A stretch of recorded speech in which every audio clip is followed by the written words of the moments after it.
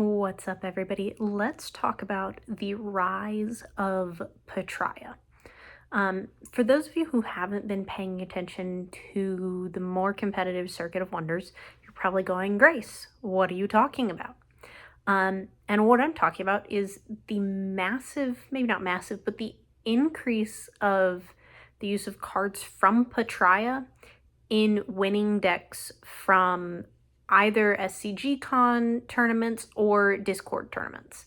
So that's what I got for you today. I'm going to start with the obligatory please like, comment, subscribe if you haven't already. I'm super excited for you to be here, and I would love you to do that. Always love hearing what y'all are thinking, what you want to hear me talk about.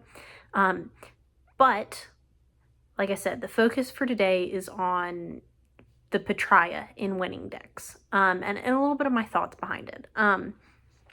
So, you know, we've started to see with the development of more tournaments, we've started to see what trends we're seeing in decks. Nobody was surprised when we saw Nullify and thus Boundless playing out really heavily. And, you know, we saw that consistently for a while, that was the deck, that Nullify was the deck, and that, you know, playing Boundless was the deck. But as people are getting more creative, as there's more competitive play, we're starting to see things branch out. And so we're starting to see more Petraia. We're starting to see cards like Caliph, Ethereal Grove, Warnico, all these cards that have huge action advantage. And that is not necessarily unique to Petraia, but Petraia has so much advantage in it. So much control over harvest, so much, you know, various things. We're starting to see these in a bunch of decks. I'm trying to remember, I couldn't find the exact conversation in Discord, but I think both Caliph and Warnico were in all of the top 4 decks at the Orlando SCG Con. Somebody will fact check me, I'm sure, in the comments, and if I get it wrong, it's not a big deal. My point still stands that we're seeing a lot of Petraia cards. And if y'all aren't familiar with what those cards are, I will go ahead and pop them up on screen for you. Caliph Leaf Tracker. On play, you may tap or untap item or land. Petraia Link Harvest gain 1 action. She's also just a really beautiful card. Like the art is one of my favorites. But as you can see, there's a lot of information that we can work with here on why she's so popular. Being able to tap and untap an item or land. That's, if you can start blinking her, you are automatically untapping lands and gaining more actions. And then of course she has Harvest herself to gain 1 action. So you're essentially playing her for an action and then gaining 2 actions from her if you use her right. So she nets you positive 1 action. And so that's a huge reason why she's so popular. I think, you know, the other card, the Warnico, I'll pop that up on the screen for you. I could not remember how to spell that looking at it. Warnico, Nature's Firstborn. This is the legendary wonder from the Petraia Precon. Again, a very good card. He has on play, put a growth counter on up to 3 target lands. They are legendary wonders with power equal to the number of lands you control. They are still lands. He's a very, very meta card right now. He was in the deck that won at the Shattering, and he has stayed consistently good. But we're seeing more and more Petraia cards in play. But the reason that he's so good is because if you think about it, you're getting him and 3 wonders. What does it usually cost you to play a wonder? An action. So for 1 action, you're getting 4 wonders, some of which are pretty darn powerful.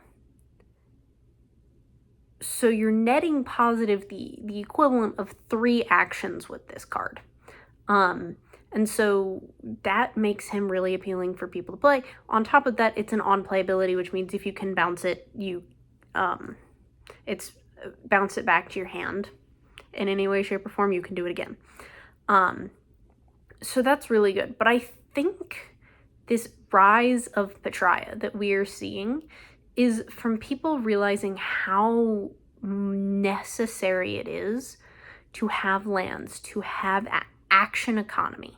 The more you have a positive action balance, the more, okay, this one action is really netting me 3 actions, the more you can look at how good these individual cards are and how many actions you can gain is what is causing us to see more and more of Petraia. People are realizing that Petraia is pretty much, I don't think there's any other orbitals, but I could be forgetting a card. I don't think there's any other orbitals that have actual wonders, not lands, wonders with harvest on them. And there are 2 that come to mind off the top of my head from Petraia. And so you can have lands without having to have lands, because you have them as wonders. And so there's this, it just nets you so much more and more and more. And when you plan it right and you play it right and you build your deck right, there's so many good cards. I run a Seer's Gaze in any deck that I build, and I think it's like essential to a deck. Many people say the same thing about a Moonfire Crystal Mouse, but Seer's Gaze is a very strong Petraia card. It's the only Petraia that I run in my main deck, but it is essential to my deck. And so there's just this upwards trend as we're seeing Petraia, and we're seeing it in the Discord tournament too. My very first game I played against J-Fire, and he has a phenomenal Petraia based deck. Absolutely kicked my butt. My deck was not as prepared as it should have been, but that's okay. I had fun. But he has such a rhythm to his deck, and the action economy of being able to use Commanding Croak to search out lands, to be able to get more lands, to be able to get more actions, to just churn through actions and to just grind for more actions. It's so efficient, and Petraia allows you to do it not quite seamlessly, but it allows you to do it so much more effectively than many of the other orbitals. I can't really think of anything else that allows you to really mess with lands, to search for lands, to tap them, to untap them, to destroy them if you think of Murkmire. Whatever it is, Petraia is all about the lands, which makes sense. It makes sense as the orbital that it is. But I think that's where a lot of this is coming in. And I think that we're only going to see Petraia go up in use if it continues to have this trend of being able to manipulate lands, being able to, manipulate the action economy in this way of finding lands and having harvest abilities. So that's kind of what I got for you. It's not the most well thought out researched video, but it's my thoughts and feelings on where we are right now. I'm hoping to do a little bit more research once we have deck lists from a lot of the tournaments that I can deep dive into and pull out the nitty gritty of. But this is what I got for you. I think it's really interesting to see this upturn in another orbital other than Boundless, where before people had been saying Boundless is the way to go, it's the only move. And so I'm just excited to see Petraia, which I think has some of the coolest cards and the most beautiful art, on the rise. Like I said, that's all I've got for you today. I just wanted to go ahead and get this out there.